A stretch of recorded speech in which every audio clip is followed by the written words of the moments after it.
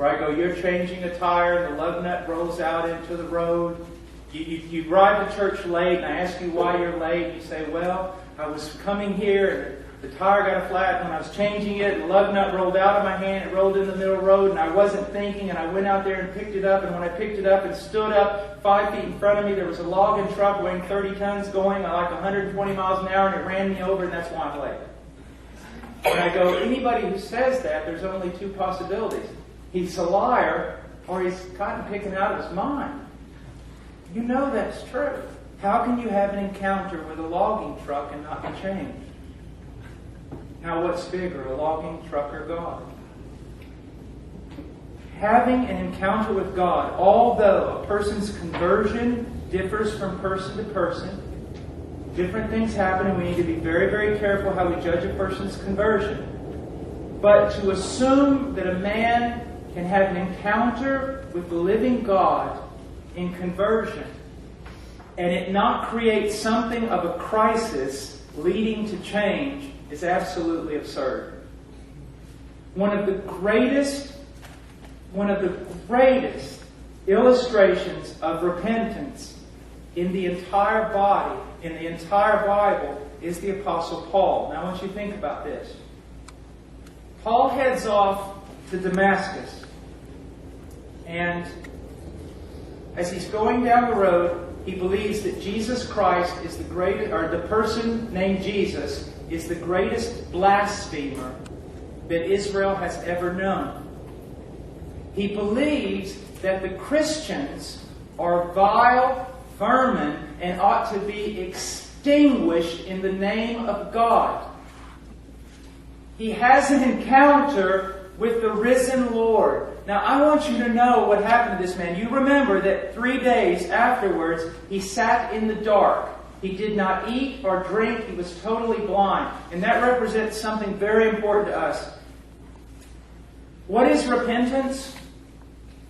It's when your entire reality has been disintegrated, pulverized. Do you realize that in one moment the Apostle Paul came to understand that absolutely everything he believed about reality was wrong? Was wrong. And that's why he sat there 3 days without drink, without food. I mean, it's like you waking up one morning and finding out that you have been living in something of a matrix or a parallel universe and everything you believed was completely wrong. When a person has an encounter with God, although there are varying degrees, and although some people have an encounter with God at the very beginning of their conversion, it's rather dramatic. Others, more of an encounter as the work of sanctification continues in their life. But the more you have an encounter, the more that you are drawn into this God, the greater the crisis. And in that crisis, the more you're going to see how wrong you are. And the more you're going to see what's right. It seems that what we're doing now is just saying to people, if I'm ever in your congregation and you do this, I don't know what I'll do. But this is what I hear preachers saying all the time. You know, you got a great life, you got a great job, you got a great education, you got a great wife, great kids, wonderful, beautiful home in the suburbs. Everything is going right for you. But I'm here to tell you today something really, really radical. You just lack one other thing, and that's a relationship with Jesus Christ. I want you to know that's blasphemy. That is blasphemy. The proper way of saying it is this: sir, you have nothing. Your job, your life, your education, all of it is rot. Because without Jesus Christ, your entire life is null. It is nothing. You must have Christ or you shall have nothing, sir. Jesus is not the cherry on the top of an already great life. Christ comes into a person's life, and there is a crisis where that person realizes everything I've ever thought, everything I've ever lived for is wrong. And I must now submit and learn to walk with a new Lord. And that's what we can see here with this Isaiah. I mean, here's a man that tradition tells us that he was later on martyred, that he was sawn in two with a wooden saw. I mean, he's a dedicated man. And yet when he comes into the presence of this God, there is a crisis. When John the Beloved comes into the presence of Christ in the book of Revelation, there is a crisis. It's not to say that the Lord cannot come to us in a whisper. It's not to say that the Lord can't come to us and fill us with joy and cause us to dance. But if we know nothing about crisis in our Christianity, nothing about a confrontation with this God that overpowers us, then something is terribly wrong. And I'll tell you what it is, or at least I'll tell you where the wrongness begins. It begins with our ignorance of God.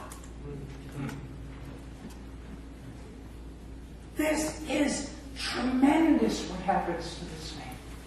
And then, as R.C. Sproul so points out so wonderfully, you have this idea that, so now, he says, I'm a man of unclean lips. So one of the seraphim flew to me with a burning coal in his hand, which he had taken from the altar with tongs. He touched my mouth with it and said, Behold, this has touched your lips, and your iniquity is taken away, and your sin is forgiven. And you think, oh, that is so beautiful. So beautiful? Go out to your grill in the backyard, fill it full of coals, and when it's red hot, stick your mouth on one of them.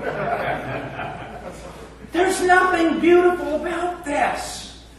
I mean, think about what's being said. The most tender part of your body. Your lips, and a coal that a seraphim has to pick up with tongs. He comes over and goes, are you ready for your cleansing? It would be better, are you ready for your branding in the mouth? R.C. Sproul says that coal must have hit his mouth, and his mouth must have exploded. Pain and blisters and swelling. It was horrid. You say, why are you painting this picture? I am painting a picture of a God with whom you must deal. One with whom you must wrestle. One who will carry you as a father carries his child. And one who will wrestle you and touch your thigh and put your hip out of place. One who will break you into a million pieces to save you. One who will shatter your life like a hammer on glass and put you back together. And there's just scars everywhere. But in those different color panes of glass, beauty shines through.